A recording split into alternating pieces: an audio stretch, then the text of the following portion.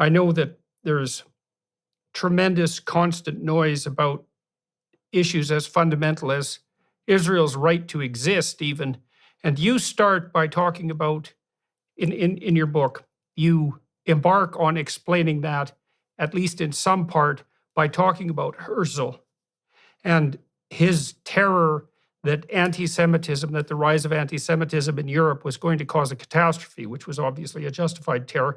Would you be kind enough to walk me and my viewers and listeners through your rationale for the moral justification for Israel, the political justification as well? And I'm going to do what I can to my limited ability, let's say, to push back.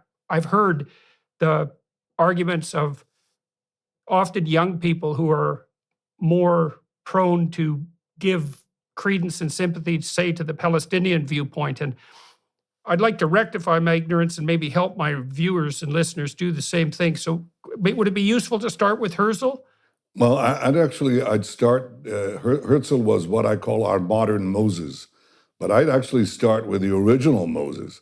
The Jewish people have lived in the land of Israel, what is now the state of Israel, have lived here and have been attached to this place for about 3,500 years. 3.5 millennia. Now, for the first 2 millennia, roughly, of that time, we were living in what is described in a text commonly known as the Bible. So the Bible describes how the Jewish people lived on this land, were attached to this land, fought off conquerors, sometimes were conquered, but stayed on their land. And that continued for a very long time until roughly the 7th century, actually, after the birth of Christ, okay? For roughly 2,000 years. We were conquered by the Romans, we were conquered by the Byzantines. They did a lot of bad things to us, but they didn't really exile us, contrary to what people think, okay? The loss of our land actually occurred when the Arab conquest took place in the 7th century. The Arabs burst out from Arabia, and they did something that no other conqueror, not the Romans, not the Byzantines, not the Greeks before them, not Alexander the Great, nobody did before. They actually started taking over the land of the Jewish farmer. They brought in military colonies that took over the land. And gradually over the next 2 centuries, the Jews became a minority in our land. So it is under the Arab conquest that the Jews lost their homeland. The Arabs were the colonials. The Jews were the natives dispossessed. Well, that happens in history. The Jews were dispossessed. We were flung to the far corners of the earth, suffered unimaginable suffering because we had no homeland.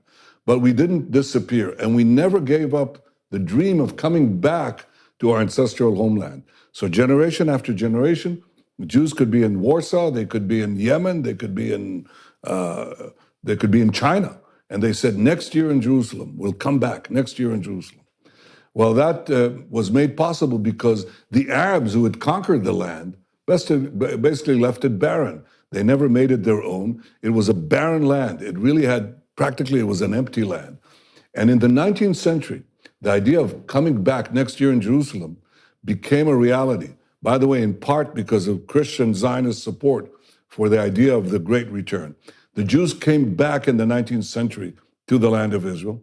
The result of this return was that we started building farms, factories, places of employment. Arabs from nearby countries started immigrating, and they call themselves Palestinians. They reconstructed history and said, we've been here for centuries. No, they haven't. They weren't there at all, and they didn't have a national consciousness. We came back, made it our land, and we said, okay, we now will live together. We decided to establish a state in 1948, that's 75 years ago. And we said, everybody can live here. The Arabs said, there can't be a Jewish state. You have no right to be here. It's our land. It's not your land. It's been our land for 3,500 years. If you took over somebody's apartment, knocked them out, dispossessed them, and they never gave up the claim, and they said, it's our claim, and you left this barren dump, okay? And the families, the progeny of the people you kicked out, came back, rebuilt the house. You cannot come back and tell them, you don't belong here, we're gonna kick you out, especially since you're latecomers who've come to live in part of the house, which is what the so-called Palestinians are, okay? We say to them, you can live here, we can live here, but it's our land, it's our state. And the reason this conflict continues is because the Palestinians, who represent the colonial powers, the Arab conquest of the Middle East and beyond, they are saying, you have no right for a Jewish state. Well, we do. If any people has any right to a state, if any people never gave up their dreams of returning to their ancestral home, if any people rebuilt their home from nothing, from barren, wasted land, it's the Jewish people. To tell them, you have suffered more than anyone else. You have never lost your dream of coming back and rebuilding your national life in your ancestral homeland. You have no right to be there. But the Arabs who are trying to destroy you, they have that right. That is a complete perversion of history and also a complete perversion of justice. The Jews belong to this land belongs to the Jews. The Palestinians are free to live here next to us, among us, but they're not free to demand the dissolution of the Jewish state. That is not justice, that is injustice. That's the shortest lecture I can give you about Jewish history.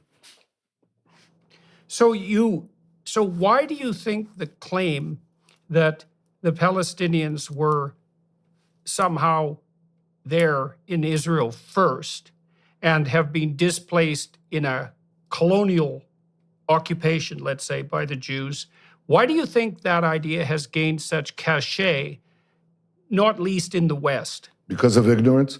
I mean, what do you mean they were here first? Well, you know, you're familiar with the story of Jesus, right? Jesus was a Jewish rabbi living 2,000 years ago.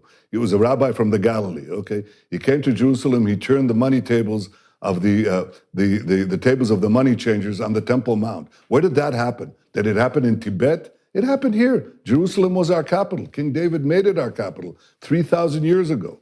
So the Jews are here. To try to say that they weren't here and that the Palestinians were here thousands of years ago is ridiculous. Anybody who you can actually Google this and find out how absurd this thing is. So as far as reinventing ancient history, that is unpardonable, because anybody can find out and understand that the Jews were here for thousands of years, the Palestinians weren't here. As far as modern times are concerned, what the Palestinians have said is, and I write this in my book, and I show it because it's so comical. What they say is, we were here, Palestine was a verdant land in the 19th century, teeming with the Palestinians, until the Jews came in, took it over and threw it out. Okay, well, that's what Arafat effectively said in his infamous speech in the United Nations, blaming Zionism, equating Zionism with racism. Well, there's only one problem with that. He said that the Jewish invasion of this verdant Palestinian homeland happened in 1881, okay? The problem with that is that 12 years before, a famous visitor, among hundreds of visitors, named Mark Twain, visited the Holy Land. And he describes a totally different picture. He describes Palestine, I'm quoting him, is a vast wasteland. It's just, he said, we traveled for a whole day. We didn't see, in the Galilee, we didn't see a human being, one single human being. He said, Jerusalem sits in sackcloth and ashes. And as he was saying that, it's the Jewish return that began building the land. Well, perhaps one could argue, it's obvious that Mark Twain was not in the service of the Jewish state because it didn't exist. He wasn't in the service of the Jewish lobby because there wasn't any Jewish lobby. He was just reporting what was there. Could there possibly have been a tremendous influx of Palestinians between 1869 and 1881, the year that Arafat says the Jewish invasion began and destroyed the Palestinian paradise?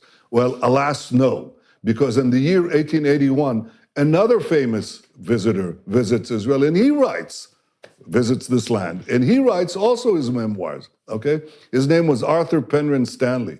He was a very famous courtier of Queen Victoria's court, okay? And he came here on a special visit. And he says, I look south and I look north. He says, I'm in Judea. And I see nothing, he says, a barren expanse. And they both express, both Twain and Arthur Penrhyn Stanley say the same thing. When will the Jews come back and bring this land to life? And the answer is right then. We came back, brought it back to life. There were Arabs living here, but it was, as I say, a barren wasteland. But Arabs began to immigrate naturally because we created a rise in the standard of living that attracted Arabs from neighboring states. Those Arabs are now the descendants of those Arabs who migrated as a result of the Jewish return. Many of them now are considered Palestinians. So what I'm saying, and I'm saying this to you, Jordan, and to your audience, there has been a complete fabrication of history. It's the biggest lie of the big lies that have permeated the 20th century and the 21st century, is to say that the Arabs were here before, that is, the Palestinians were here before the Jews, when we were here for thousands of years, that we are the colonials, when in fact it was the Arabs who were the colonials who dispossessed the original natives, and that is the Jews, that we came back to this land that was laid barren by the Arab conquest, brought it back to life, and allowed Arab immigration, what we call now Palestinian immigration, to come back in. And now they say to us, in unimaginable chutzpah, they say, you don't belong here. They recreate ancient history, they recreate modern history, and this is a lot of hokum. It's ridiculous.